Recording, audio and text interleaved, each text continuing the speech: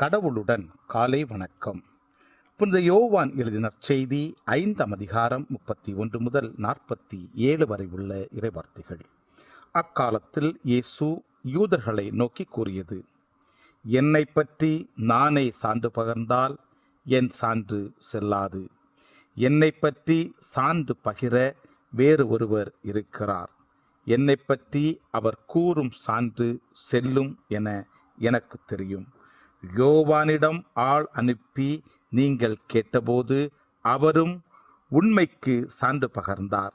மனித தரும் சான்று எனக்கு தேவை என்பதற்காக அல்ல, நீங்கள் மீட்பு பெறுவதற்காகவே இதை சொல்கிறேன். யோவான் எரிந்து சுடர்விடும் விளக்கு. நீங்கள் சிறிது நேரமே அவரது ஒளியில் களிகூற விரும்பினீர்கள். யோவான் பகர்ந்த சான்றை விட மேலான சான்று எனக்கு உண்டு. நான் செய்து முடிக்குமாறு தந்தை என்னிடம் ஒப்படைத்துள்ள செயல்களே அச்சான்று.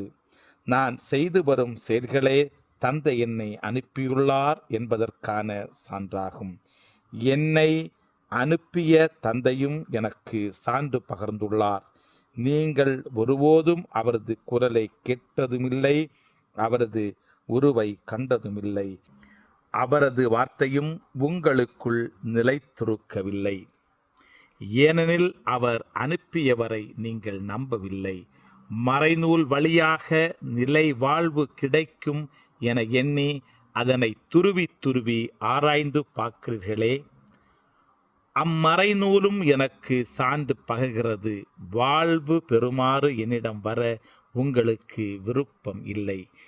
மனிதர் தரும் பெருமை எனக்கு தேவையில்லை. உங்களை எனக்கு தெரியும். உங்களிடம் இறையன்பு இல்லை. நான் என் தந்தையின் பெயரால் வந்துள்ளேன், ஆனால் என்னை நீங்கள் ஏற்றுக்கொள்ளவில்லை. வேறொருவர் தம் சொந்த பெயரால் வருவாரானால் அவர் நீங்கள் ஏற்றுக்கொள்வீர்கள். கடவுள் ஒருவரே. அவர் தரும் பெருமையை நாடாது ஒருவர் மற்றவரிடமிருந்து பெருமை தேடிக்கொள்கிறீர்களே. உங்களால் எப்படி என்னை நம்ப இயலும்?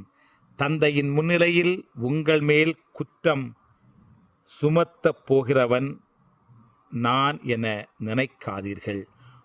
உங்கள் சார்பாக நிற்பார் என நீங்கள் எதிர்பார்க்கும் மோசேயே உங்களுக்கு மேல் குற்றம் சுமத்துவார்.